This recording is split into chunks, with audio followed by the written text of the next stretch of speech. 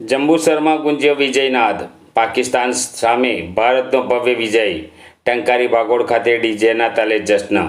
ICC ટૂર્નામેન્ટમાં ભારતીય cricket ટીમે પાકિસ્તાનને હાર આપીને ભવ્ય વિજય મેળવતા સમગ્ર દેશમાં ખુશીનો માહોલ છવાયો છે। ખાસ કરીને પાકિસ્તાનને ઓલ આઉટ કરીને ભારત જે રીતે મેદાન માર્યું છે તેનો ઉત્સાહ જંબુસરમાં પણ જોવા મળ્યો હતો। જંબુસરના ટંકારી ભાગોળ વિસ્તારમાં ભારતીય જનતા પાર્ટીના કાર્યકરો અને સ્થાનિક રહીશો દ્વારા વિજયની અનોખી ઉજવણી કરવામાં આવી હતી। ભારતની જીતની જાહેરાત થતાની સાથે જ લોકો રસ્તા પર ઉતરી આવ્યા હતા।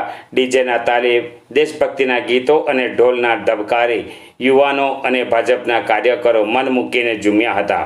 આકાશમાં રંગબેરંગી ફટાકડા ફોડીને જાણે દિવાળી જેવો માહોલ જામ્યો હતો। ટંકારી ભાગોળ વિસ્તાર ભારત માતા કી જય અને વંદે માતરમના નારાઓથી ગુંજી ઉઠ્યું હતું। સ્થાનિક લોકોએ એકબીજાના મોં મીઠા કરાવીને વિજયના વધામણા આપ્યા હતા।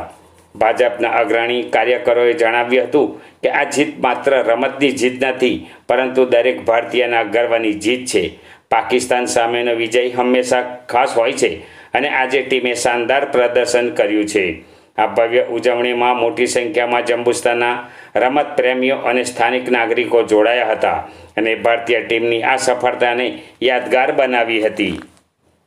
રોજ આઈસીસી ટુર્નામેન્ટમાં ફરી એકવાર આપણા ભારતનો ભવ્ય વિજય થયો છે। પાકિસ્તાનને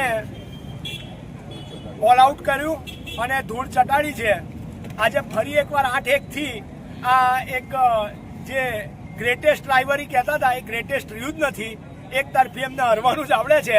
ફરી એકવાર રાફેલ પાકિસ્તાનમાં પડ્યું છે અને આજે ભવ્ય વિજયનો ઉત્સાહથી આજે જંબુસરના ભારતીય જનતા પાર્ટીના કાર્યકરો તથા ગામના બધા જ લોકોએ અહીંયા ઉત્સાહભેર એની ઉજવણી કરી છે અને બધા જ લોકો આ ભવ્ય વિજય ઉત્સવમાં જોડાયા, ધૂમ ફટાકડા ફોડ્યા અને ડીજેના તાલે બધાએ નાચી અને ભવ્ય ઉજવણી કરી છે।